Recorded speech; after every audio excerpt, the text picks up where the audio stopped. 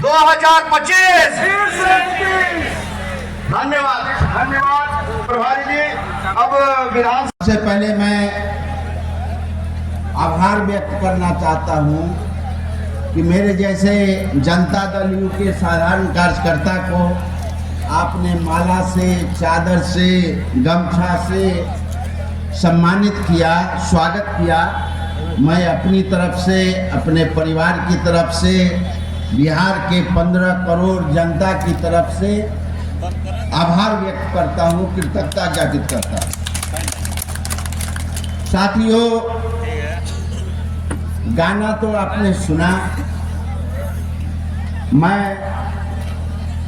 जितेंद्र को बच्चे से 1990 से मैं उसका गाना सुन रहा हूँ, उनके पिताजी का गाना सुन रहा हूँ।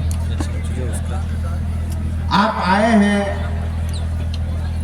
जो सुनने के लिए, पूर्ववक्ताओं ने विस्तार पूर्वक आपको बताने का काम किया। 1967 में डॉक्टर राम मनोहर लोहिया ने ताजपुर के विधानसभा क्षेत्र में जब वो चुनावी सभा करने आए थे तो डॉक्टर राम मनोहर लोहिया जी ने कहा था, सांप को छेड़ो तो छोड़ो नहीं और छोड़ो तो छेड़ो नहीं। क्या था मामला? डॉक्टर राम मनोहर लोहिया ने क्यों कहा है, समाजवादियों को क्यों कहा? क्योंकि उस समय नारा था और डॉक्टर राम मनोहर लोहिया के चलते 9 राज्यों में गैर कांग्रेस की सरकार बनी। तो अंग्रेजी हटाओ, अंग्रेज यहां से चले गए, अंग्रेजी को भी जाना है। जिस खेत का जोत का कोई लाभ नहीं, उसका लगान माफी करना है।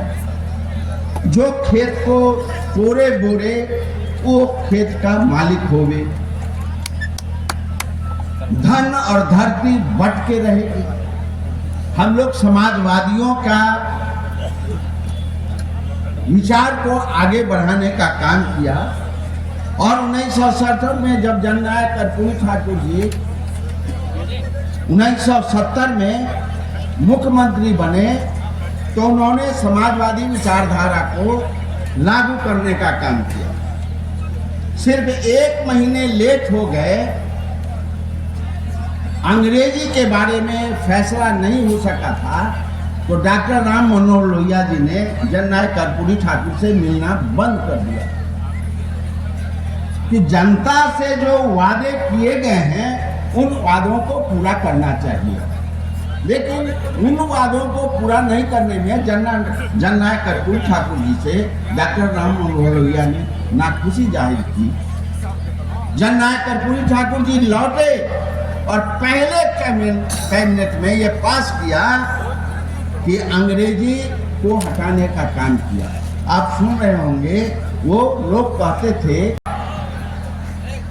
कि भाई नवादा में लोग आजाद हो गए, लोग नारे लगाने लगे नीतीश कुमार जय की, तो इसके लिए मैं इनको क्रेडिट देना चाहूंगा।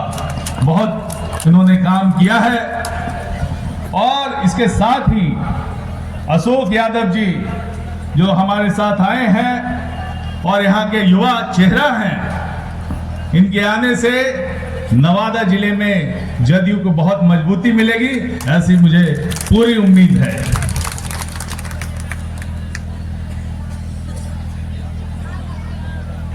ये जो कार्यक्रम हुआ, इतनी बड़ी भीड़ मुझे लगता है कि बहुत दिनों के बाद नवादा में देखने को मिली है और जो कार्यकर्ताओं में उत्साह जगा है उससे मन बहुत ही गदगद हो उठा है। लग रहा है कि जदयू का यहाँ एक तरह से उत्थान की राह पे चल पड़ा है जदयू। और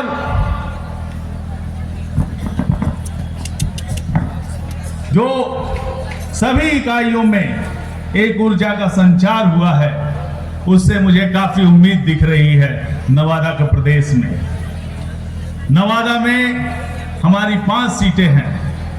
और मुझे उम्मीद है, जैसा कि पूर्व के हमारे यहाँ के कार्यकर्ताओं ने जताया है, कि ये 5 सीटें जदयू के खाते में जानी चाहिए, इसकी पूरी मुझे उम्मीद है।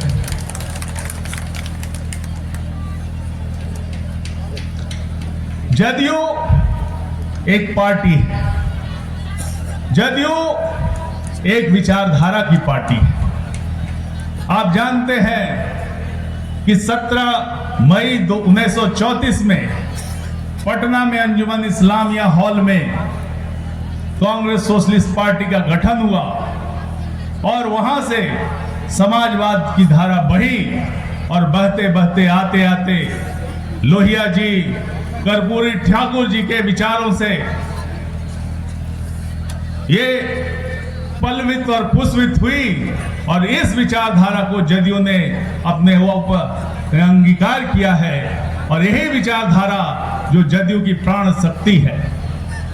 माननीय नीतीश कुमार जी इसी विचारधारा को रिप्रेजेंट करने वाले हैं और मैं तो ये कहना चाहूंगा कि जो समाजवाद की विचारधारा है उसको यदि किसी व्यक्ति ने जमीन पे उतारने का काम किया है तो माननीय नीतीश कुमार जी हैं। धन्यवाद माननीय मंत्री जी को। आप साथियों से आग्रह है कि 10 मिनट का समय लेंगे। 10 मिनट के बाद मुख्य अतिथि के उद्बोधन के बाद भोजन का काउंटर चालू होगा। आप तमाम साथियों से आग्रह है कि आप लोग अपना अपना स्थान ग्रहण करें। अब हमारे मुख्य अतिथि और इस सम्मेलन में आए हुए तमाम अतिथियों से जिन्होंने अपना बहुमूल्य समय दिया और खास करके अपने मुख्य अतिथि जी को हमारे दिल्ली जाना है, दिल्ली में एक मीटिंग है 10 बजे रात में, तो हम उनसे आग्रह करेंगे कि वो आए और अपनी बातों से हम लोगों को ऊर्जा दें। माननीय रामनाथ ठाकुर जी जो भारत सरकार के कृषि राज्य मंत्री हैं, हम आग्रह करते हैं आप ताली बजाकर इनका स्वागत करें। साथियों,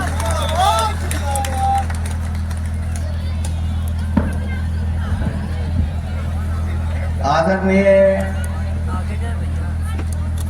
जनता दल यू के नवादा में कार्यकर्ता सम्मेलन की अध्यक्षता कर रहे श्रद्धेय भाई मुकेश विद्यार्थी जी, इसका संचालन कर रहे भाई जयशंकर चंद्रवंशी जी, बिहार सरकार के वरिष्ठ मंत्री हमारे भाई श्री महेश्वर हजारी जी, बिहार सरकार के वरिष्ठ मंत्री भाई जमा खां जी, राष्ट्रीय महासचिव श्री मनीष कुमार वर्मा जी, विधान पार्षद मेरे भाई श्री नीरज कुमार जी, विधान पार्षद भाई अशोक जी, प्रदेश अध्यक्ष महिला प्रकोष्ठ की श्रीमती भारती मेहता जी, प्रदेश महासचिव हम लोग के पथ निर्देशक भाई चंदन जी, भाई अरुण कुशवाहा जी, भाई राजकिशोर, आदरणीय नेता हमारे नीतीश कुमार जी का।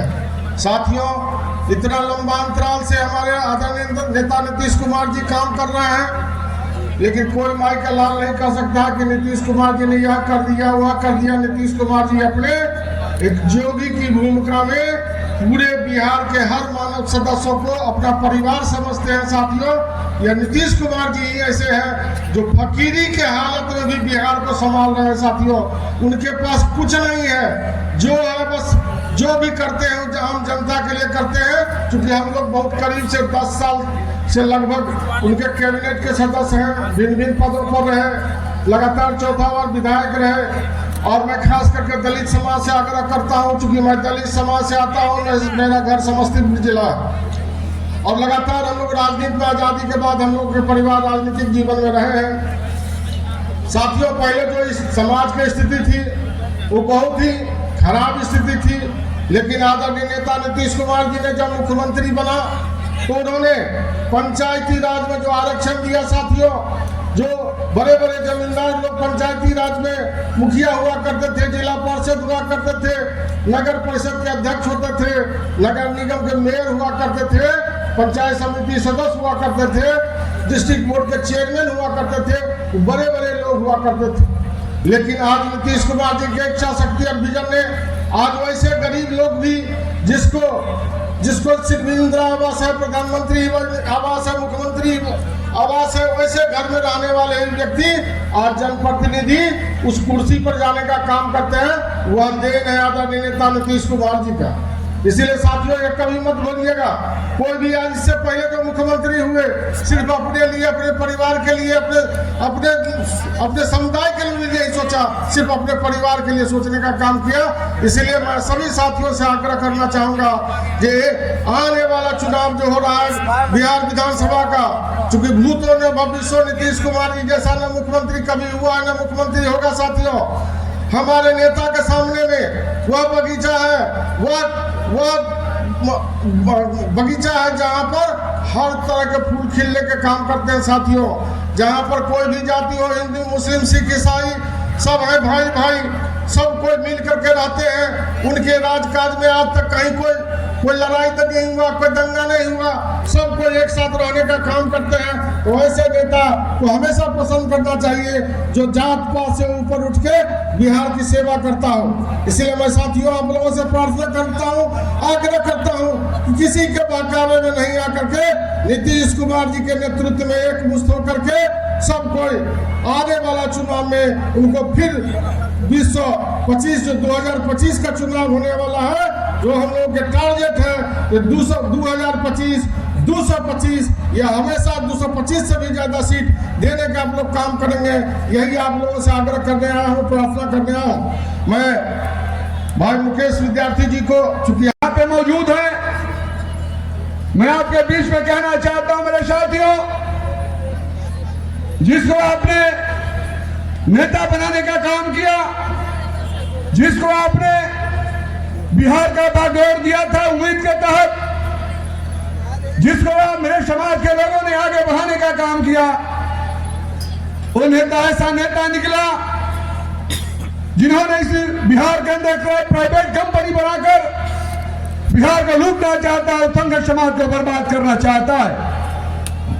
मैं अपने मीडिया साथियों के द्वारा कहना चाहता हूं, बताना चाहता हूं, 2005 के पहले जिसको आपने नेता बनाया, उस समय बजट क्या था आपको जानना चाहिए। मैं अपने संघर्ष समाज से कहना चाहता हूं, जिस समाज को आगे बढ़ाना होता है, उसका विकास कराना होता है, मजबूत करना होता है, उसके फंड को भी देखा जाता है। मैं आपके बीच में बताना चाहता हूं मेरे साथियों, 2005 से पहले आपका बजट, माइनॉरिटी वेलफेयर का बजट मात्र 3 करोड़ 53 लाख था। जब हमारा नेता, आपके नेता, लोकप्रिय नेता जनाब नीतीश कुमार जी जब बिहार के अंदर नेतृत्व में आए, अपने हाथों में बागडोर लिए, वो नेता ऐसा नेता था कि सबकी बात तो करते, सबको लेकर चलने की वो बात करते। उन्होंने माइनॉरिटी वेलफेयर के बजट का मंथन किया, अध्ययन किया। हमारे नेता ने देखा कि मात्र बजट 3 करोड़ 53 लाख है। हमारे नेता ने उस बजट को बढ़ाकर आपको आगे करने के लिए, आपके विकास के लिए, आपके मान सम्मान को बढ़ाने के लिए हमारे नेता ने 3 करोड़ को बढ़ाकर 700 करोड़ का बजट करने का काम किया। मैं आपके दिखाना चाहता हूं मेरे साथियों, मैं संघर्ष समाज से कहना चाहता हूं, गौर से सुन लें आप। अगर मैं गलत कहता हूं, आप कहते हो मैं मन से उतर के चला जाऊंगा। मैं मुस्लिम समाज से कहना चाहता हूं, याद करो 2005 के पहले आपकी कब्रिस्तान की हालत क्या थी। मेरे माइनॉरिटी के समाज के लोग, अल्पसंख्यक समाज के लोग, कब्रिस्तान में आस्था होता है। जब कब्रिस्तान के अंदर हम लोग जाते हैं, चप्पल जूता उतार कर जाते हैं, अदब से जाते हैं। आप याद करो हुआ ना, अब महागठबंधन का 6 अभी हुआ ना लोकसभा चुनाव में। और माननीय अशोक यादव जी जो यहाँ के नौ विधान पार्षद हैं, स्थानीय निकाय से जीते हैं, उन्होंने माननीय मुख्यमंत्री नीतीश कुमार जी के प्रति नीतियों में आस्था व्यक्त करते हुए हमारी पार्टी को विधान परिषद में समर्थन दिया। हम इसके लिए पार्टी की ओर से उनको बधाई देते हैं और उनके प्रति आभार व्यक्त करते हैं। और माननीय अशोक यादव जी, आप उस पंचायती राज के प्रतिनिधि हैं जिस पंचायती राज में अति पिछड़ा, दलित, महिला, पसमानदा, वैसे समाज के गरीब तबके के लोग की बड़ी संख्या का आप नुमाइंदगी करते हैं। तो हमारी उम्मीद यह है कि अब जनता दलियों का कार्यकर्ता नवादा जिला में इस बात के लिए परेशान नहीं रहेगा कि हमारा कोई सुनने वाला नहीं है। अब सुनने का काम आपका है, सुनाने का काम प्रशासनिक पदाधिकारियों का है। ये साफ साफ नवादा जिला में बिहार सरकार का ये संदेश है कि हमारा जनप्रतिनिधि कौन है, तो अशोक यादव है।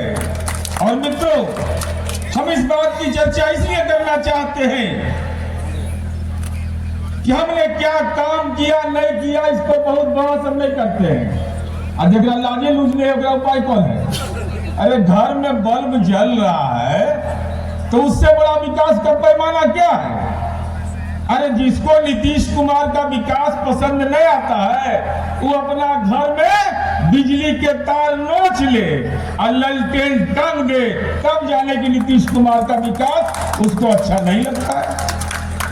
अरे हम काम के बदौलत हैं। हम जाति और धर्म की राजनीति पर, हमने बुनियाद पर राजनीति नहीं की है, लेकिन हम खतरा की ओर आगाह करना चाहते हैं। महिलाएं बैठी हुई हैं, बेटियां बैठी हुई हैं। हमने बिहार के अंदर शराबबंदी लागू किया, लेकिन ये राष्ट्रीय जनता दल का तेजस्वी यादव है जो लालू यादव का सुपुत्र है। बिहार में शराबबंदी लागू है। मैं मंच से यह आरोप लगा रहा हूं दस्तावेज के साथ कि शराब कंपनियों से लोकसभा चुनाव में 47 करोड़ 64 लाख रुपया राजनीतिक रिश्वत लिया राष्ट्रीय जनता दल ने। ये क्यों लिया घूस? ये रिश्वत इसलिए लिया था कि हमारी मां बहन जो बैठी हुई है, जो घर में चैन से रहती है, क्या वादा किया था कि बिहार में दारू चालू कर देंगे। अगर तुमने ये तय किया है शराब कंपनियों से पैसा लेकर के कि हम बिहार में दारू चालू करेंगे, तो हम आपको ये बता देना चाहते हैं कि 50% आबादी हमारी बेटी और महिलाओं का है। हिम्मत है तो बोलो कि शराब कंपनियों से ठेका लिया था, अगर शराबबंदी खत्म करने का तो जरा मुंह से बोल दो शराबबंदी खत्म कर देंगे। ऐसा इलाज करेगी जनता, बिहार की बेटी और बहन की राजनीति करना भूल जाओगे। शराब कंपनियों से पैसा लेगा कोई आदमी? यह मैं मेरे भारत के कंठ